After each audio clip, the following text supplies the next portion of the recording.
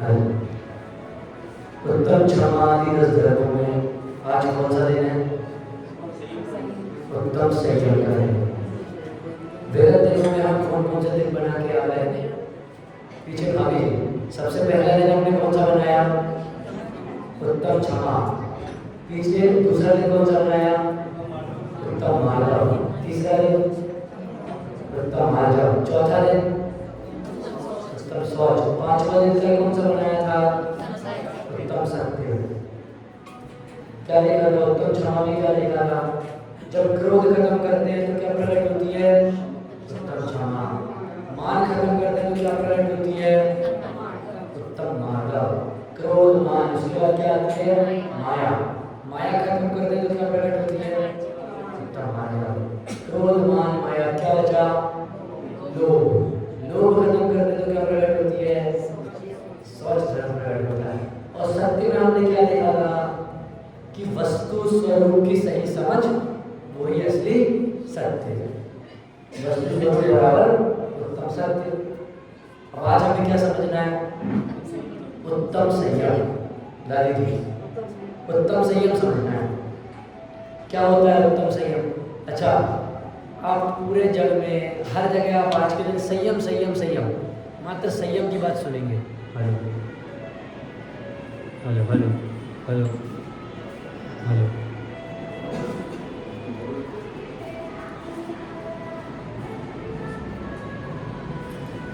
Hello hello hello hello hello hello hello hello hello.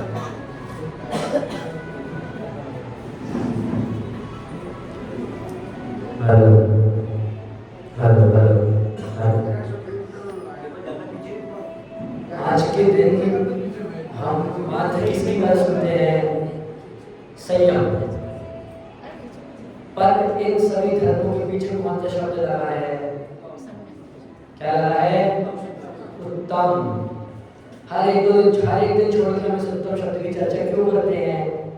क्योंकि बिना उत्तम के उत्तम क्षमा नहीं है, बिना उत्तम के उत्तम मार्जव नहीं है, बिना उत्तम के उत्तम मार्जव नहीं है, बिना उत्तम के उत्तम सोच नहीं है, बिना उत्तम के उत्तम सत्य नहीं है, और बिना उत्तम के उत्तम संयम नहीं है। बाबूलाल जी, उत्तम शब्द कितना महत्वपूर्ण है? मुझे एक बात बताइए। यहाँ अधिकतर बहुत से लोगों की खेती, नहीं तो घर में थोड़ी बहुत सब्जी, नहीं तो जमीन वगैरह तो होगी, किसी न किसी की तो होगी। मुझे ये बताइए, इतनी जमीन में मैंने रोज यहाँ पे दिन में 3 बार पानी दे रहा हूँ, दिन में 3 बार पानी दे रहा हूँ, गायों को भैंसों को ला रहा हूँ, खेत जुतवा रहा हूँ, आजकल वो पेस्टिसाइड डलने लगे, पेस्टिसाइड डलवा रहा हूँ, मशीनें चलवा रहा हूँ, सब करवा रहा हूँ, बस बीज नहीं डाला, बस बीज नहीं डाला, बाकी सारे काम कर रहा हूँ। दादी जी, बस बीज नहीं डाला, बाकी सारी प्रोसेस कर रहा हूँ। हाँ, जब तक बीज नहीं डालोगे तो क्या गेहूं हो गया? जब तक बीज नहीं डालेंगे नीम का पेड़ खड़ा होगा। घर में हम सब मीठी नीम लगाते हैं ना अपने अपने, बस एक गमले में मिट्टी इकट्ठा कर दूं, रोज उसको पानी दूं, तो क्या मीठी नीम हो गई? जब तक इन क्षमा आदि 10 धर्मों के पूर्व उत्तम शब्द का हम सूचक सम्यक दर्शन है ये नहीं समझेंगे, तब तक हम उत्तम क्षमा आदि 10 धर्म भी नहीं समझ पाएंगे। बहुत जरूरी है सम्यक दर्शन। कैसे कैसे बोल रहे हो आप? श्रावकाचार ग्रंथ उठा लो आप। अभी सुबह कौन सा श्रावकाचार ग्रंथ चल रहा है? रत्नगण श्रावकाचार, वसुनंदी श्रावकाचार, अनेक श्रावकाचार ग्रंथ है। सभी श्रावकाचार ग्रंथों में सबसे पहला चैप्टर कौन सा है? भाभी, सबसे पहला अध्याय कौन सा है? सम्यक दर्शन। कौन सा सबसे पहला अध्याय जी? सम्यक दर्शन। बिना सम्यक दर्शन के वो ज्ञान भी सच्चा नहीं होगा, बिना सच्चे ज्ञान के वो चारित्र भी सच्चा नहीं होगा। किसी व्यक्ति को जैन दर्शन में श्रद्धा नहीं है, और मैं उसको बुलाऊँ पूर्व उत्तम क्षमा 10 लक्षण धर्म पढ़ा दूँ, फिर क्या होगा? कुछ पल्ले पड़ेगा उसको? पल्ले पड़ेगा भी तो बस ज्ञान का विषय बना लेगा, उसको उपयोग ही नहीं लेगा। काम का है नहीं है, जानना है, याद करना है नहीं करना है, ऐसा कुछ नहीं करेगा। बस पढ़ दिया उत्तम क्षमा मार्दा वार्जा सौत सत संयम तप त्याग जितने ब्रह्मचर्य। और जिसको श्रद्धा होगी उत्तम संयम, तो उत्तम क्या संयम क्या, ऐसा क्यों नहीं, सब करेगा ना उसमें, तब जाके उसको क्या होगा बाबूलाल जी? सम्यक ज्ञान होगा। और जब उसका ज्ञान सम्यक हो जाएगा, उसकी श्रद्धा दृढ़ हो जाएगी, तब उसका चारित्र भी सच्चा निकल के आएगा ना, चारित्र भी सच्चा निकल के आएगा ना। अरे बिना सम्यक दर्शन के जीव कैसा होता है? छेड़ा में क्या लिखा? मुनि व्रत धार अनंत बार ग्रह को बचायो, पैन जो आत्म ज्ञान बिना सुख लेश न पाए। क्या हम लोग के संबंध में बात बहुत प्रचलित है? जितने जीव है ना इस दुनिया में, जितने, क्या हम पूर्व भाव से लेके अभी तक, पीछे भाभी जी इतनी बार मुनि अवस्था धारण कर चुके, इतनी बार मुनि अवस्था धारण कर चुके, अगर हमारे पीछे मंडल का ढेर लगाएंगे ना, सुमेरु पर्वत पूरा ऊंचा हो जाएगा इससे, सुमेरु पर्वत से ऊंची श्रृंखला चली जाएगी। इतनी बार दादाजी अब मुनि बन चुके,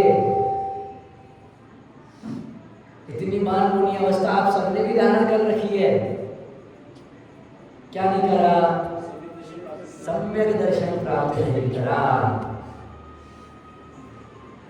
पैन जे आत्म ज्ञान बिना सुख लेश न पायो। हम लोग कितने बार अपने जीवन में, अनगिनत बार, मेरा तो अभी जीवन ही कितना हुआ, आप लोग का तो बहुत हो गया, आप लोगों ने जीवन में अनगिनत बार सुबह से उठ के सोचा होगा ना, आज से मैं अच्छे से जीवन जीऊँगा, आज से मैं दिनचर्या पालन करूँगा, रोज़ सुबह उठ के ऐसा करूँगा, रोज़ सुबह उठ के वैसा करूँगा। अभी नहीं तो विद्यार्थी जीवन में तो आपने किया ही होगा जय जी, सुबह से 5 बजे उठ के पढ़ाई करूँगा, फिर गर्म पानी पीऊँगा, फिर नहाऊँगा धोऊँगा, फिर मंदिर जाऊँगा, इतने बजे खाना खाऊँगा, इतने बजे खेलूँगा, इतने बजे पढ़ाई करूँगा। कितने दिन चला? अभी नहीं चल पा रहा है, क्योंकि उस पर सच्चा श्रद्धा नहीं हुआ। इसी प्रकार हम भी अभी अपने पे सच्चा श्रद्धा नहीं कर पा रहे, इसलिए बार बार सीधे रास्ते से वापस टेढ़े रास्ते में चले जाते हैं। अगर हमें सच्चा श्रद्धा है कि कहाँ जाना है, अगर आपके ड्राइवर को नहीं पता कि यहाँ से मंदसौर का रास्ता क्या है, तो क्या आप सोते सोते जा पाओगे उसके साथ? अरे हमेशा जागते रहना पड़ेगा ना, इसलिए लाइन लिखी, तू जाग रे चेतन प्राणी। क्यों जगा रहे हो? क्या जरूरत है जगाने की? हमें सुन दो बढ़िया अपनी मस्ती से, आप आपका काम करो, हम हमारा काम करेंगे।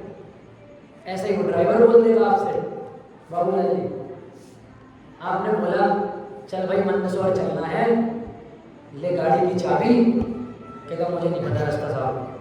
अरे तू अपना देख ले, मैं तो सो रहा हूँ पीछे वाली सीट पे, मुझे मंदसौर पहुँचा। मंदसौर की जगह कोटा ले गया, 3-4 घंटे बस लो, सब पहुँच गए। कहाँ? एक कोटा लिख रहा है बोर्ड पे, जाना है यहाँ तक, कहाँ चले गए? वहाँ चले गए। जी क्यों? पैन नीचे आत्म ज्ञान बिना सुख लेश न पायो। संयम संयम संयम, इसके पीछे जो उत्तम है उसको तो समझो पहले। संयम के पीछे उत्तम क्यों लगाया? सिर्फ एक बार समझा देते, सम्यक दर्शन के बाद ही इन सबको प्रकट कर पाएंगे, और फिर क्षमा मार्ग वाले सत्संग संयम तत्व चलाते रहते। अरे एक एक के पीछे उत्तम इसलिए लगाया क्योंकि उन सबके साथ सम्यक दर्शन पूर्वक हम आगे बढ़े। संयम तो हम सभी अनेक प्रकार के अपने जीवन में पालते हैं। यहाँ कितनी माता है, कितनी दादाजी लोग, कितने भाई साहब लोग ऐसे बैठे होंगे, कितनी भाभी जी लोग ऐसे बैठी होंगी कि जिन्होंने रात्रि भोजन त्याग करा होगा, रात्रि भोजन त्याग करा होगा, पर क्या अभी उनका असली संयम धारण हो गया? क्यों नहीं हुआ? संयम किसको कहते हैं? संयम अपने आप में सिमट जाना। अपने आप में संकुचित हो जाना, उसको संयम कहते हैं। धवला पुस्तक के पहली पुस्तक के पहले भाग में ही चौथे सूत्र में आया है, संयमनः संयम, अपने आप में संयमन हो जाना, उसको संयम कहते हैं। लौकिक जीवन में भी हम ये कहावत सुनते हैं ना कि जो इंसान जहाँ सबके साथ कंफर्टेबल हो जाता है वो इंसान ही टिक पाता है। ऐसी बात हम सुनते हैं। संयम धर्म क्या सिखा रहा है? अपने में संयमित होना, अपने आप में संयम को धारण करना। कितनी बड़ी चीज है संयम। पूरा शास्त्र लिखा है इसके ऊपर, एक संयम प्रकाश। संयम के ऊपर एक पूरा ग्रंथ लिखा, संयम प्रकाश। किसने लिखा है? आचार्य सूर्य सागर जी। पूर्व शताब्दियों में आचार्य सूर्य सागर जी, उन्होंने लिखा है संयम प्रकाश ग्रंथ। संयम क्या होता है, कैसे धारण करना है, कितने कितने प्रकार का होता है, सब बातें बताई उस ग्रंथ में।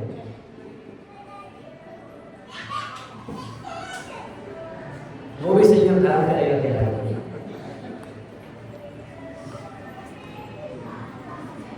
और हम इस संयम को ज्यादा सीरियसली नहीं लेते। उस दिन उदाहरण लिया था ना मैंने,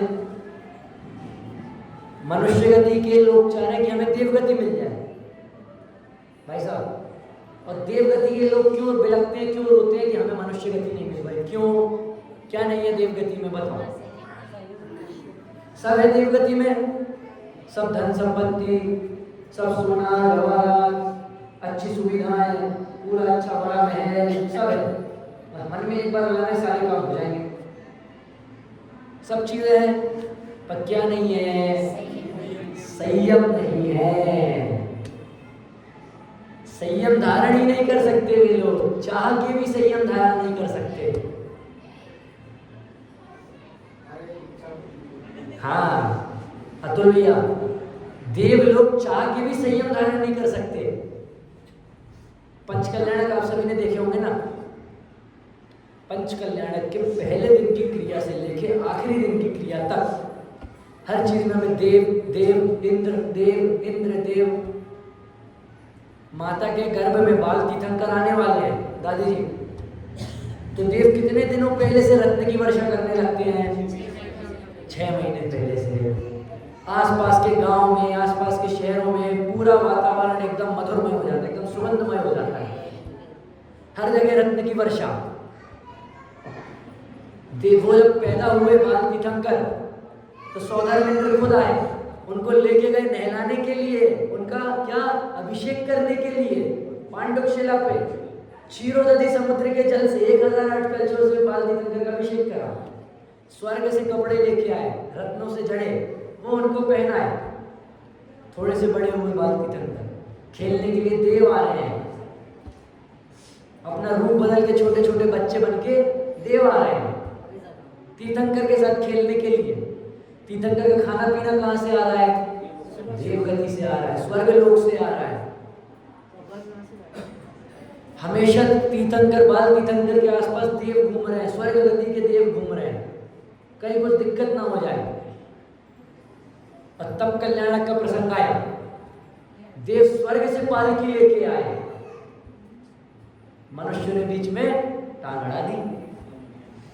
क्या भजन चलता है? देवो और मानवों में चर्चा ये चल पड़ी, पालकी का कौन हकदार रे, पालकी का कौन हकदार रे। कौन लेके जाता है पालकी? मनुष्य। क्या बोला मनुष्यों ने? हम बाल तीर्थंकर के साथ दीक्षा धारण कर सकते हैं, क्या आप कर सकते हो? कर सकते हो विपिन जी? क्या देव बाल तीर्थंकर के साथ जब वो तब कल्याणक की ओर आगे बढ़ रहे हैं, मुनि अवस्था की ओर आगे जा रहे हैं, क्या बोल दिया मनुष्यों ने? अरे हम उनके समान संयम धारण कर सकते हैं, हम मुनि अवस्था धारण कर सकते हैं, क्या आप कर सकते हो? नहीं ना, लाओ पालकी हमें दो। फिर देवी पालकी लेके वापस गए स्वर्ग लोक तक। A to Z तीर्थंकर भगवान बाल तीर्थंकर के सारे काम किसने करे? देव ने। पर जब तीर्थंकर परमात्मा को जब वो तप कल्याण की ओर आगे बढ़ रहे हैं तब पालकी पे कौन लेके गया? मनुष्य। क्यों? संयम नाम की शक्ति है ना हमारे पास।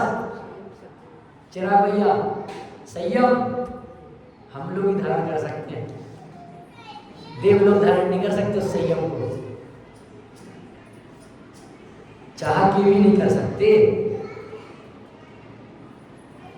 देव गति में शुरुआत के जो दो, जहां तक शुरुआत के दो प्रकार के देव रहते हैं, वहां पे क्या होता है कि देव हर प्रकार के भोगों को भोगता है।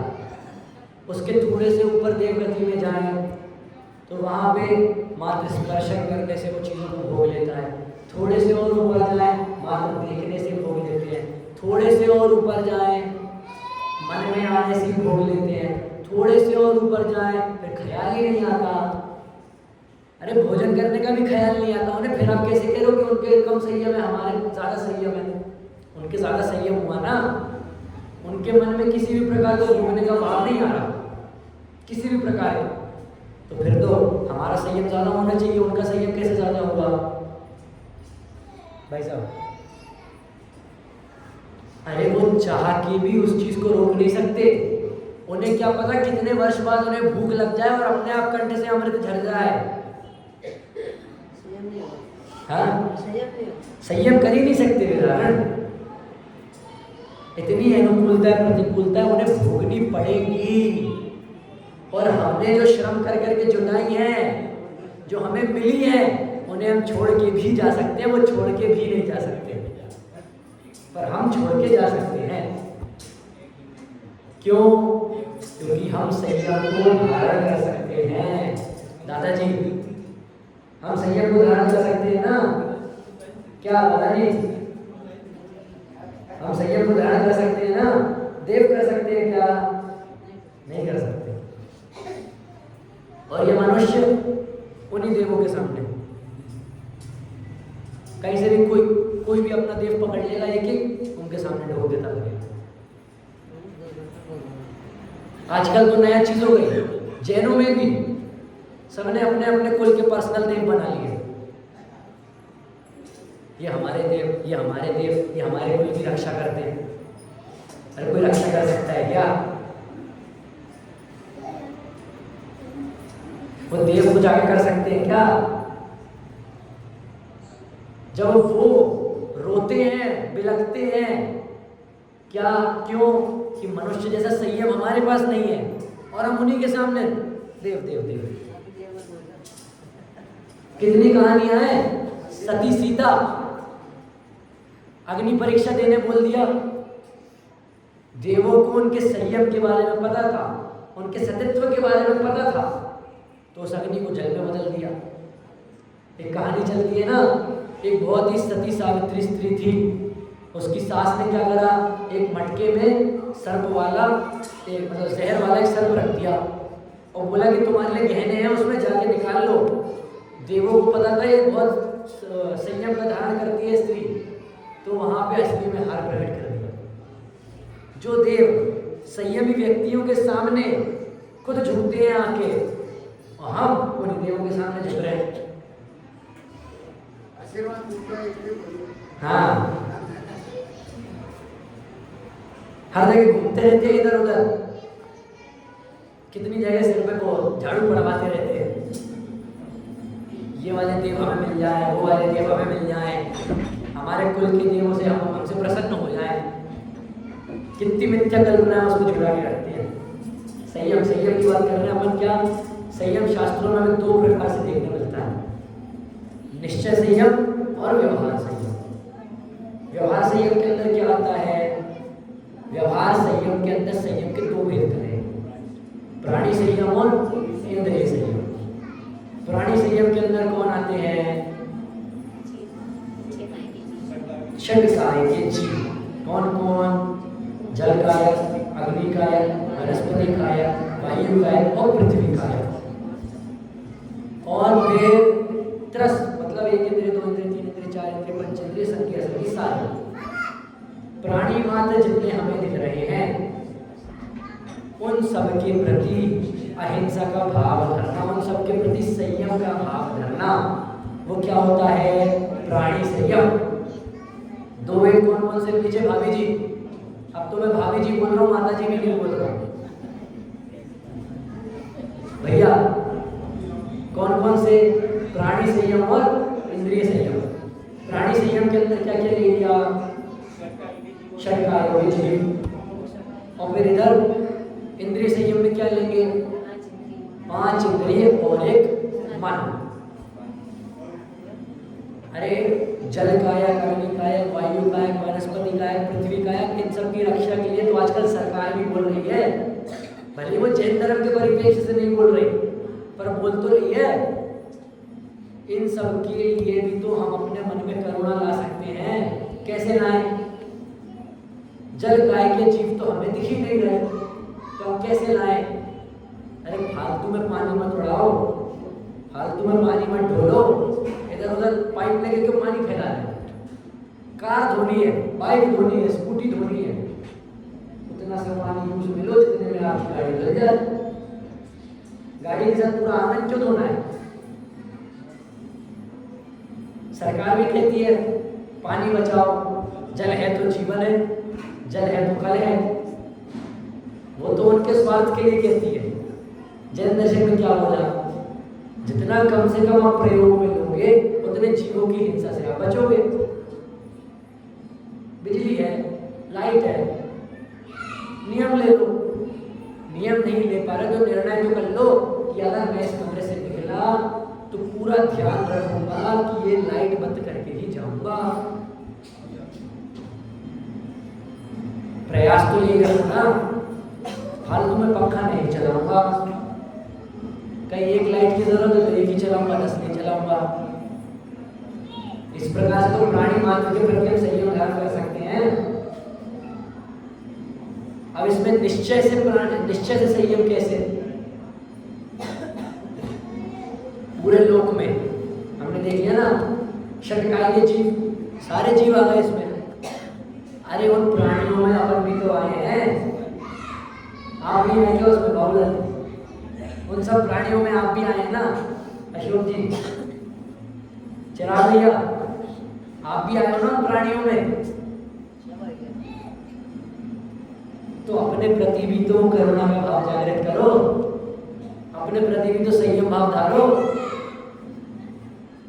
निश्चय से संयम क्या? कि अपने प्रति भी करुणा का भाव, अपने प्रति भी संयम का भाव धारण करना। हर्ष भैया, जैन दर्शन में गाथा आती है, आद हिदम कादवम यदि सक्कति पर हिदम भी कादवम। क्या बोला इस गाथा में? पहले स्वहित करो, पहले स्व का कल्याण करो, और अगर मुमकिन हो, समय मिल रहा हो तो पर का कल्याण करो, तो पर का हित करो। अरे ऐसा स्वार्थी है जैन धर्म, कह रहा पहले खुद का कल्याण करो, बाद में दूसरे को देखो। है क्या? मैं नाम भूल जाता हूँ, नाम गलत लिखूं तो चला लेना आपको क्या? अच्छा चिराग भैया, आप लोग भैया जितने पीछे बैठे हैं, एक बात आपने देखी होगी, एरोप्लेन है, एरोप्लेन है, उसमें अगर ऊपर ऑक्सीजन लेवल कम हो जाए तो क्या बोलते हैं? आपका वो ऑक्सीजन मास्क नीचे गिरेगा। पहले अपना ऑक्सीजन मास्क लगाना, बाद में दूसरे का ऑक्सीजन मास्क लगाने के लिए जाना। अगर आपके साथ छोटा बच्चा है आपका, तो भी पहले खुद का मास्क लगाना। ऐसी बातें कर लो, पहले अपने बच्चे का लगाऊंगा ना, उसको थोड़ी मरने दूंगा। अरे खुद बचोगे तो अपने बच्चे को बचाओगे ना। जब तक खुद सांस नहीं ले पाओगे, खुद ही तड़पते रह जाओगे, तो अपने बच्चे को क्या बचाओगे?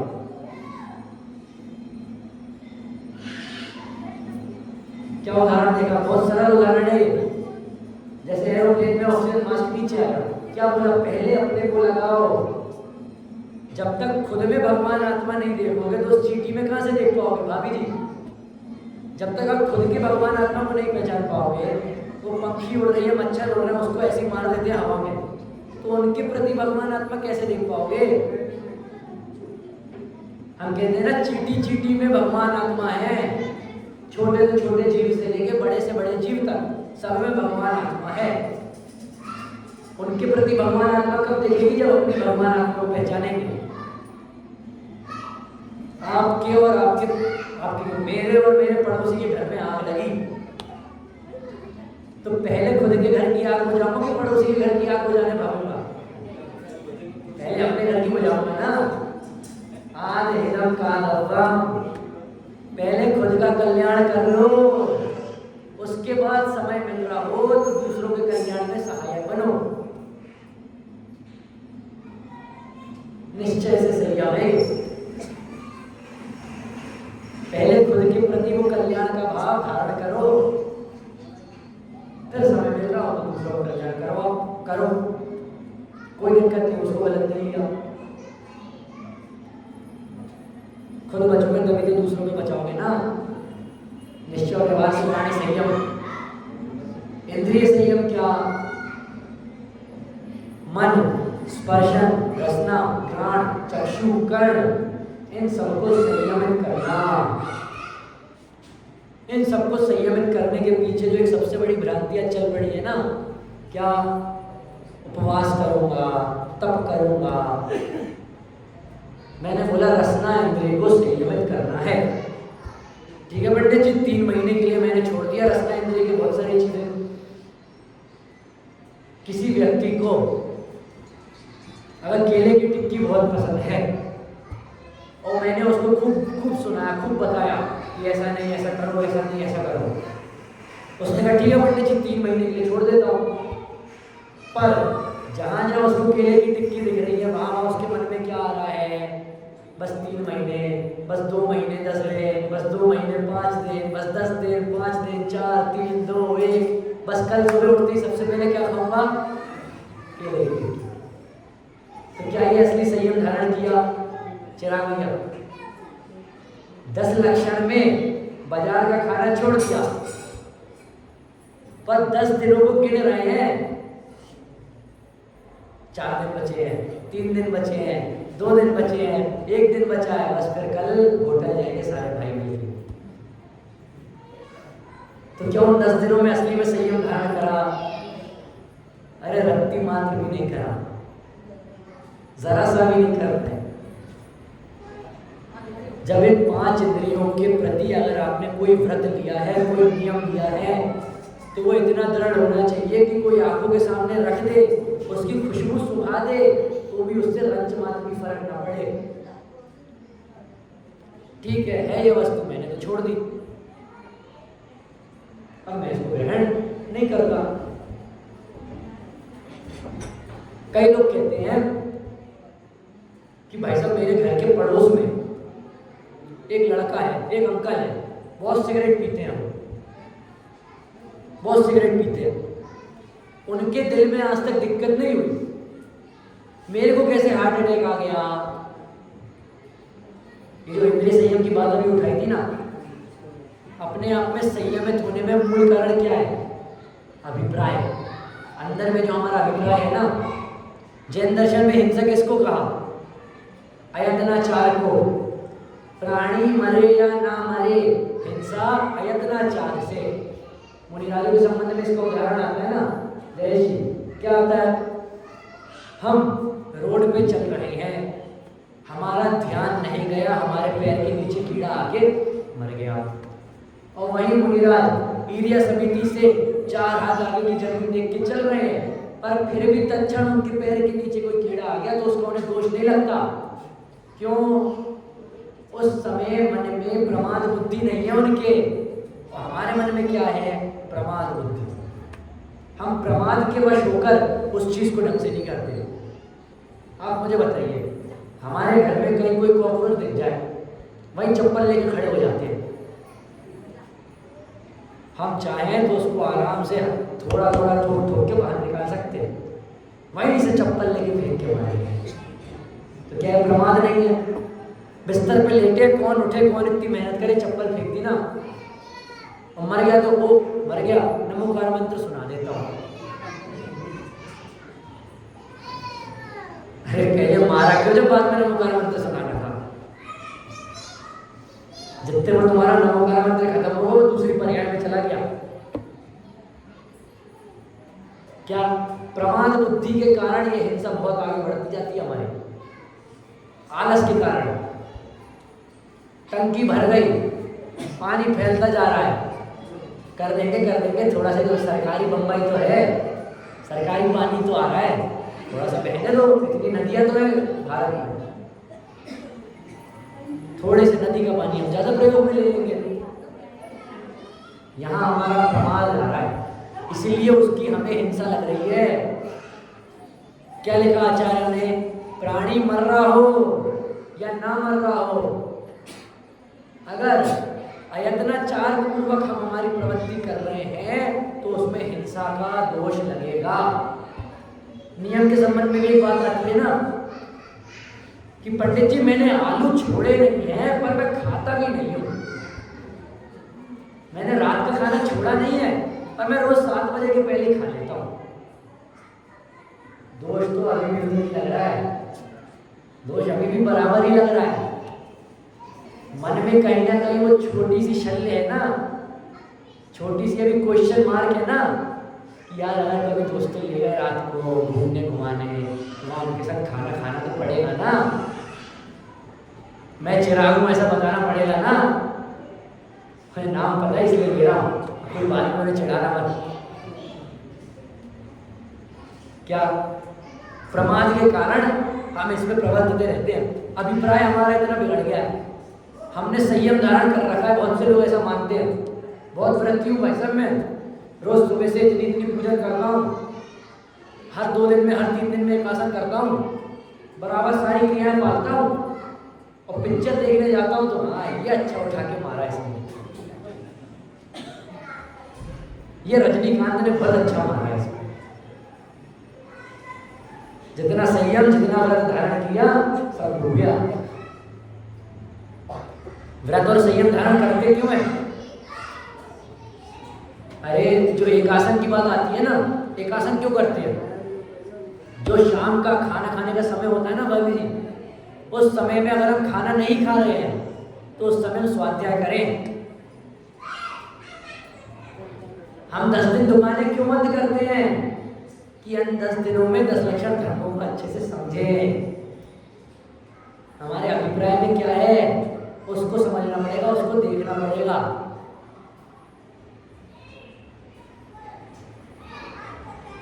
जिस विषय का सेवन हमारे अंदर चल रहा है उसको हम बाहर नहीं दर्शा रहे हैं, इसका मतलब ये नहीं कि हम सच्चे हो गए, हम साफ हो गए। एक सूक्ति प्रसिद्ध है ना, इसके मन में कुछ ना कुछ खोट है, भले ही बाहर से अपने आप को कैसा दिखा रहा हो पर मन में कुछ ना कुछ खोट है। तो यही मन में खोट हमारे है, यही मन में खोट हमारे चल रही है। अभी बाहर मैं बोल दूं मैंने 10 दिन के उपवास करे, मैंने 10 दिन एकासन करा। एकासन कैसा करा? 10 दिन सुबह 11 बजे टेबल पे खाना सजा के बैठ गया कि शाम तक का काम चल जाए। वही बैठा हूँ, एकासन है, मैं उठा नहीं अभी तक अपनी जगह से, अभी तो खा सकता हूँ ना। वही सारी चीज़ें जमा ली विपिन जी, इधर खीर भी रख ली, इधर लड्डू भी रख ली, इधर सब रख लिया, बारी बारी से। अभी लड्डू खा लिया, 5 मिनट रुक जाऊंगा फिर नमकीन खा लूँगा। और शाम को जब भोजन नहीं करना था उस समय स्वाध्याय होना चाहिए था, पर क्या करा, बढ़िया चद्दर तान के सो गया।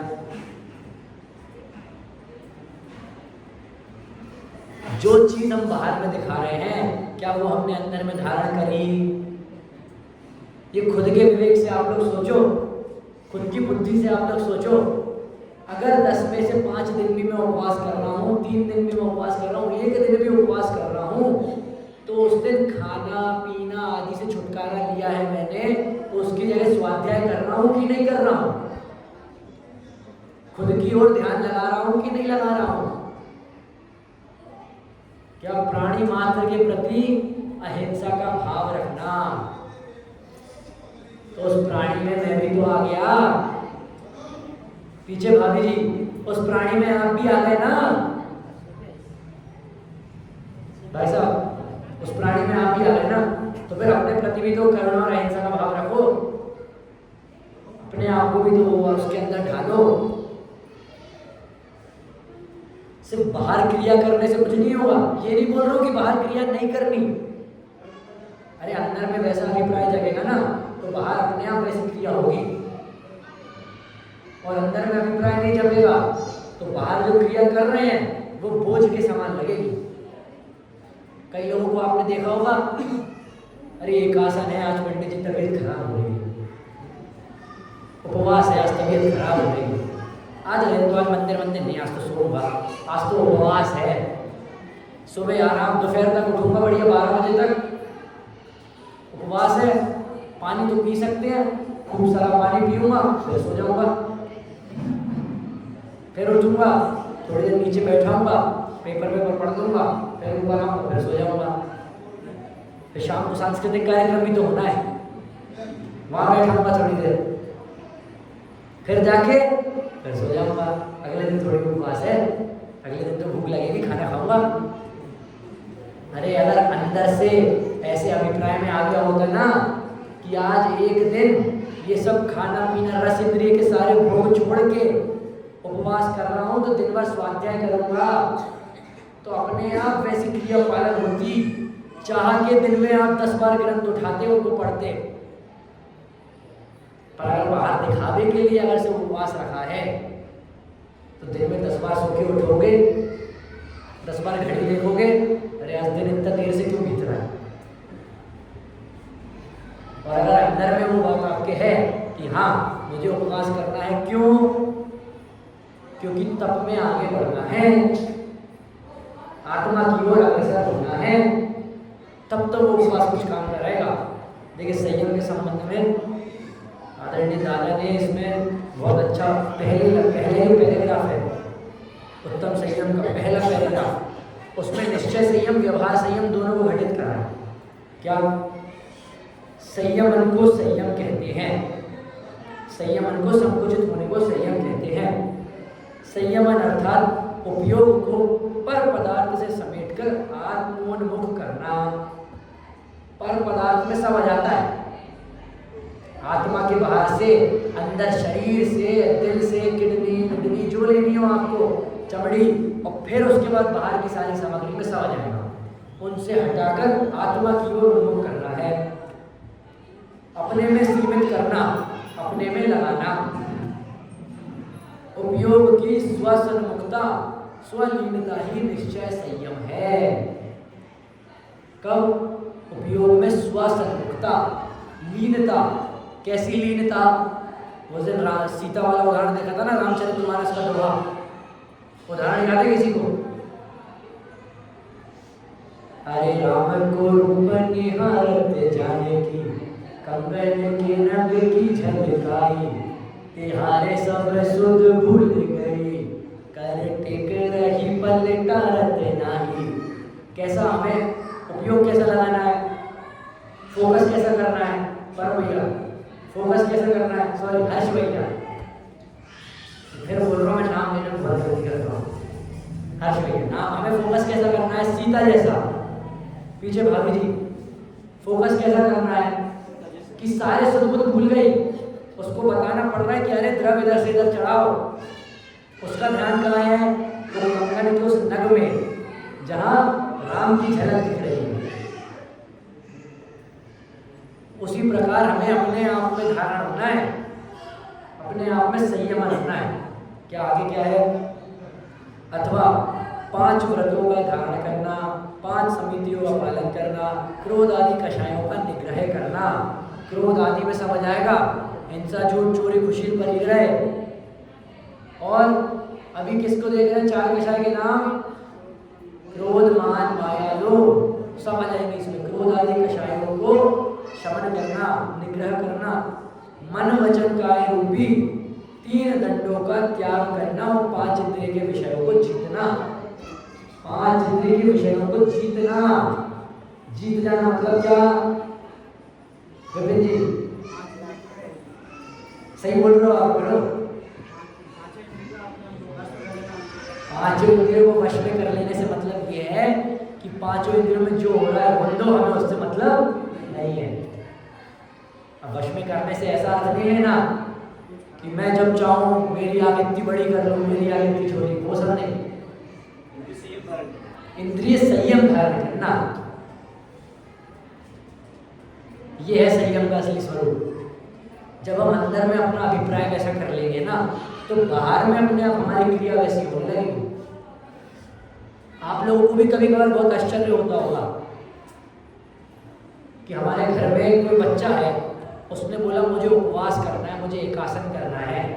कई बच्चे देखा सीखी में बोल देते हैं, कई बच्चों के मन में सही में बहुमान आता है कि अरे 10 लक्षण धर्म आए हैं, इनमें लोग ऐसा ऐसा कर सकते हैं, तो हम भी कर सकते हैं इसको। हमारे अभिप्राय में क्या चल रहा है उसको देखना है, तो उससे हमारा संयम अपने आप सुधरेगा और हम अपने आप में संयमित होंगे। क्या है? संयमनम संयमः। धवला जी में लिखा है, मेरी नहीं मानना तो षट्खंडागम की बात तो मान लो। भूत बलि आचार्य पुष्पदत्त आचार्य षट्खंडागम ग्रंथ लिखा, उसके ऊपर धवला नाम की टीका लिखा है। उसमें तक ये बात आई है कि अपने आप को संयमित करना, अपने में संयम करना, वो संयम है। ये तो हमारी हुई संयम के संबंध में बात, जो आज 10 लक्षण आदि धर्मों में से एक धर्म को हमने नाम दिया है उत्तम संयम। इस दिन को हमने उत्तम संयम का नाम दिया है। आज लोक में एक और विशेष पर्व चलता है। कौन सा? कौन सा? अरे पता है आप लोगों को? सुगंध दशमी, धूप दशमी, एक और विशेष नाम से पर्व चलता है ना। उसके संबंध में क्या भ्रांतियां हैं, अभी उसकी कहानी हम आगे देखेंगे। पहले उसकी भ्रांति को निराकरण करते हैं। देखिए, मैं आपके लिए एक समुच्चय पूजन जी का छंद लाया हूं।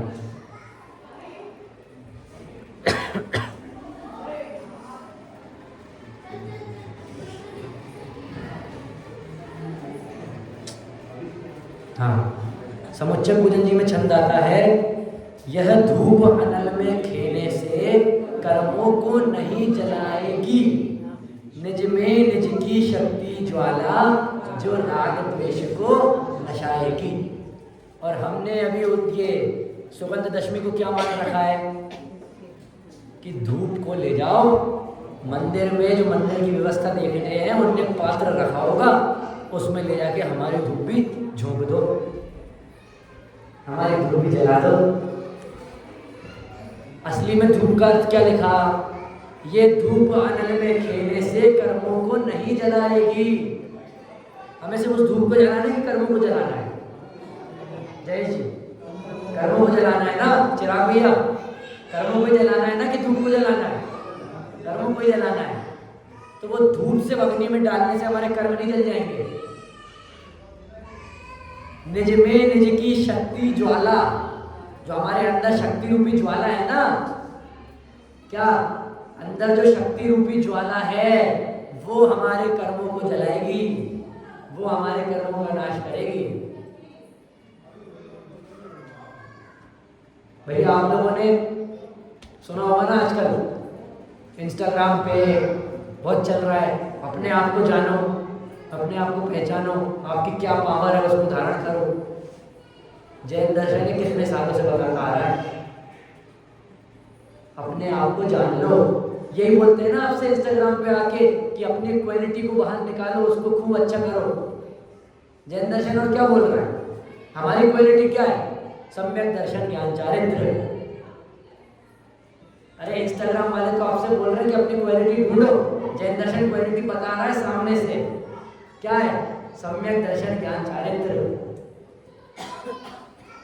इनको जो धारण करते हैं ना, वो असली में सुपर हीरो है। और हम किसे मानते हैं? Avengers, iron man, captain America, Thor, आजकल के नाम लिया आप लोग के लिए शक्तिमान। वो नहीं है असली।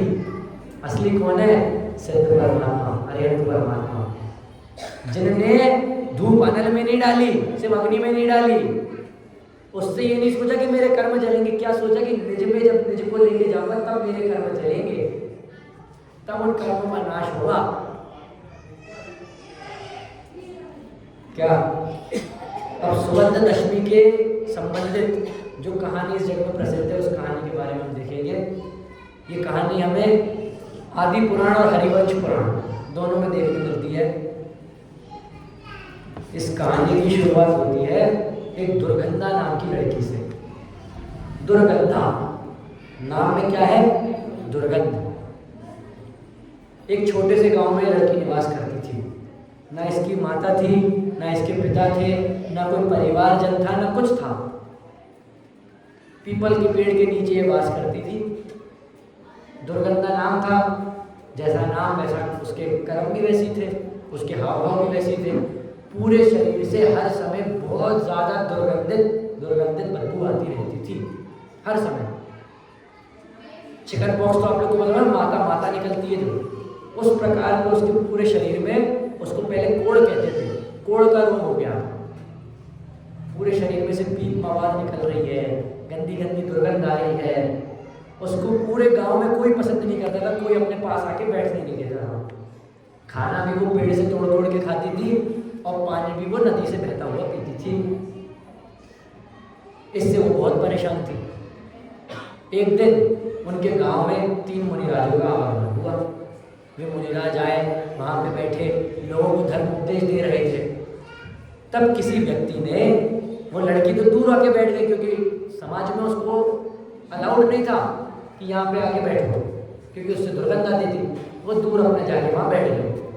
एक व्यक्ति ने मुनिराज से पूछा कि मुनिराज, ये जो लड़की है इसके साथ ऐसा क्यों हुआ? एक तो ना इसके माता पिता, ना कोई परिजन, और फिर उसके बाद इतनी बड़ी महाबीमारी इसको हो गई कि गांव में इसको कोई नहीं पूछता, कोई इसको भाव नहीं देता, ऐसा क्यों हुआ? तो मुनिराज का क्या जवाब आया? अरे ये इसके पूर्व भवों का फल है, पूर्व कर्मों का फल है। जो पूर्व के भवों में इसने जो ऐसे कुटिल परिणाम करे थे, जो बुरे कार्य करे थे, उसके कारण इसको इस गति में दुर्गंधा नाम भी मिला और वैसे ही उसके शरीर की रचना भी हुई। ये बात उस लड़की ने सुन ली, वो वहीं बेहोश हो गई। कुछ लोगों ने जाके उसको जगाया। फिर वो मुनिराज के पास गई। मुनिराज के पास जाते ही उसने पूछा, हे मुनिराज, मैंने ऐसे क्या कर्म किए, ऐसे क्या पाप किए, और मैं उनका प्रायश्चित कैसे करूं, उनको कैसे दूं? तो मुनिराज ने बताया कि तुम क्या नाम था इनका पहले? श्री नाम की रानी हुआ करती थी। नगरी का नाम मैं भूल रहा हूँ। एक नगरी में श्री नाम की रानी हुआ करती थी। एक दिन तुम तुम्हारे राजा के साथ वन की ओर विचरण करने जा रही थी। वहां से तुमने क्या देखा? राजा ने क्या देखा कि रास्ते से एक मुनिराज अंदर राज्य की ओर प्रवेश कर रहे हैं। तो राजा ने वहीं तुमसे, मतलब दुर्गंधा जो पहले श्री नाम की रानी थी, उस श्री रानी से बोला कि आप रानी यहाँ से जाएं और मुनिराज की सारी राज्य में जाके व्यवस्था देखें, उनके आहार आदि की क्रिया करें, नवदा भक्ति से उन्हें आहार कराएं। तो रानी वहाँ पर गुस्सा हो गई कि अरे मुनिराज के कारण मुझे यहाँ वन की ओर विचरण करने जाने नहीं मिला, मुझे घूमने जाने नहीं मिला, आजकल जब पिकनिक जाने नहीं मिला राजा के साथ। गुस्सा हो गई, अंदर गई। राजमहल में मुनिराज का आहार हुआ। वहाँ पे मुनिराज की सब, जो उनको मुनिराज को आहार में दिया था, उस आहार में उनने कड़वी तुम्बी मिला दी। तुम्बी आज की भाषा में आप समझ लीजिए कोई बहुत कड़वा जहर मिला दिया। अब मुनिराज को कड़वे मीठे फीके तीखे से तो फर्क पड़ता नहीं है, वो तो तब की वृद्धि के लिए भोजन करते हैं। उनने वो भोजन ग्रहण किया और वहाँ से भोजन ग्रहण करने के बाद मंदिर पहुँचते ही उनकी वहाँ पे मृत्यु हो गई। जब राजा को ये सारी बातें पता चली तो राजा बहुत क्रोधित हुआ।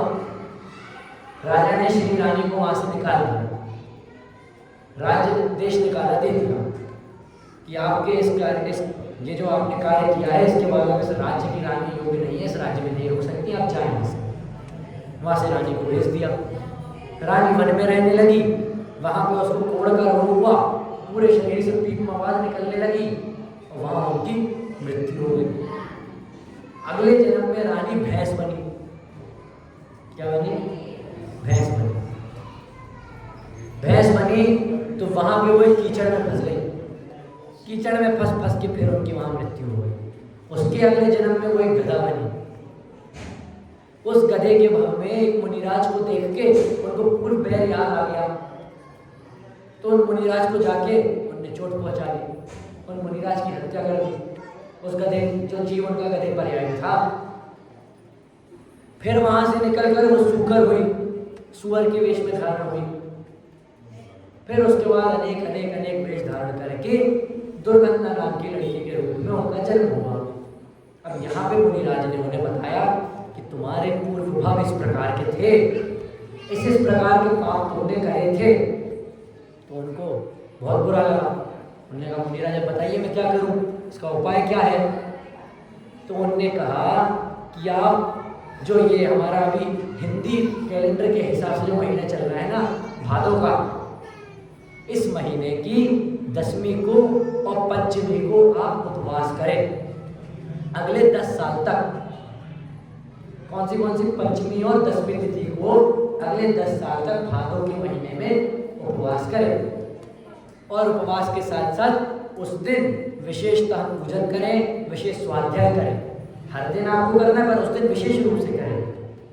इस प्रकार अगले 10 साल तक करें। उसी प्रकार उस दुर्गंधा नाम की लड़की ने अगले 10 साल तक वो सब काम करे और फिर उसके बाद वहाँ से निकल के वो एक और रानी की अवस्था में अगले रूप में धारण हुई, क्योंकि यहाँ हमने जो पुण्य कमाया उसके फल स्वरूप वो आगे जाके एक रानी अवस्था में धारण हुई। उस रानी अवस्था में भी उनका क्या नाम हुआ? सुगंधा। पहले क्या था? दुर्गंधा। उपवास आदि कार्य किए, स्वाध्याय आदि कार्य किए, आत्मा में लीन हुई, आगे जाके एक और रानी की पर्याय में गई, वहां उनका नाम क्या रखाया? सुगंधा। उस पर्याय में उनके पूरे शरीर सर्वांग से बहुत अच्छी सुगंध निकलती थी, बहुत सुंदर दिखती थी। उनके ही राज्य में फिर से एक मुनिराज पधारे। तब राजा ने पूछा कि इनमें ऐसी क्या विशेषता है कि इनके सर्वांग से इतनी अच्छी खुशबुएं निकलती हैं, इतनी सुगंध निकलती है।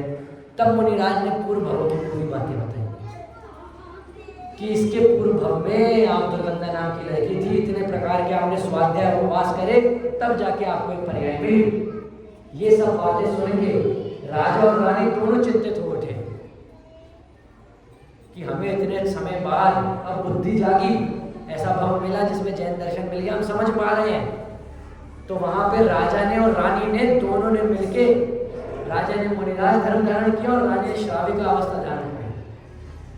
और वहां से रानी श्राविका अवस्था में से देव हुई और देव के बाद अगले भव में मनुष्य हुई, राजा हुई। फिर उन्होंने मुनि अवस्था धारण करी और वहां से स्वर्ग की ओर से धारण की, स्वर्ग गति को धारण, पंचम गति को। ये महत्व है हमारे जैन दर्शन में धूप दशमी का। और हमने क्या बना दिया? मंदिर में जाओ, जहां से धुआं निकलता दिख रहा हो दशमी के दिन, वहां अपनी धूप डाला, बस इतना बना दिया। हम भी इस उत्तम संयम को समझें कि उत्तम संयम क्या, अंदर में अभिप्राय सुधारेंगे तो बाहर की क्रिया अपने आप सुधरेगी। अपने आप अगर हम अंदर में संयमित होंगे तो बाहर की इंद्रिय विषय भोगों से भी संयमित होते जाएंगे।